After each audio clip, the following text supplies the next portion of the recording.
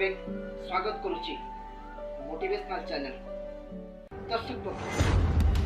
आम जो विषय पर आलोचना करने बर्तमान सारा विश्व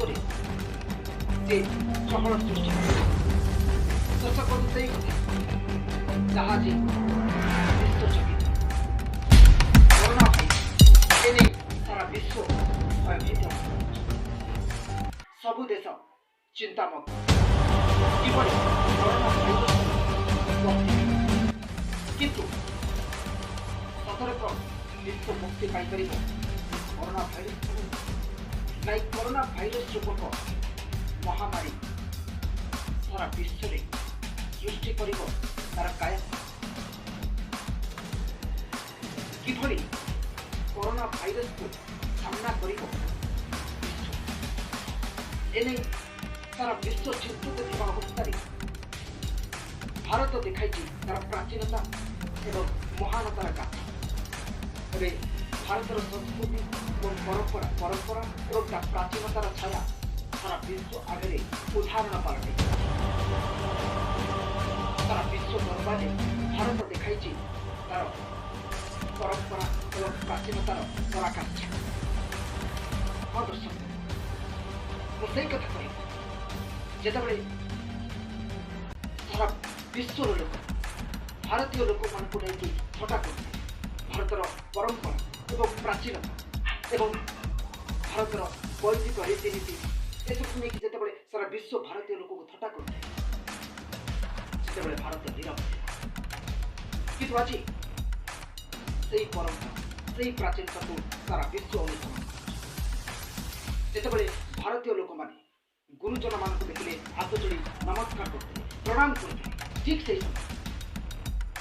विश्वर कतोटी देश हसुथे जे भारत केते ओल्ड ट्रेडिशन को नहीं बचुची अंधविश्वास को नहीं बचुची किंतु आज एमिति समय आसी जो माने कि भारतीय मानकर एक प्रथा परंपरा को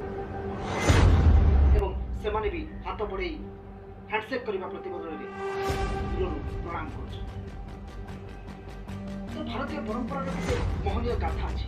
केते शक्तिशाली भारतीय परंपरा आउ गोटे कथा जिते भारतीय लोक मैंने शाकाहारी कौन मांस खाना भारतीय लोक मान जो चालीचलन परंपरा को देखिए हटा कर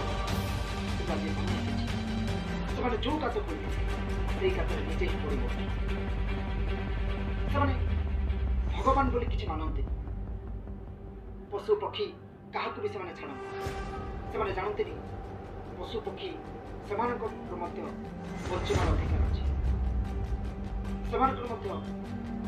स्वाधीन भाव बचार अधिकार अच्छे कि काटी निजर खाद्य आज जार परिणाम से भोगे किंतु भारतर प्राचीनता और भारतर संस्कृति और भारतर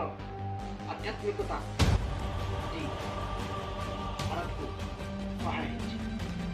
सारा विश्व एने चिंतित अवस्था भारत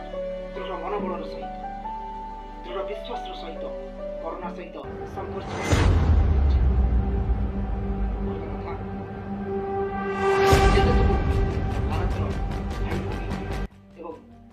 भारतीय लोक अच्छा समस्त को ये वीडियो माध्यम गोटे कथा आम समस्ते भारत मार संतान आम समस्ते भारत पानी पवन रे गढ़ा तेणुक पाश्चात्य को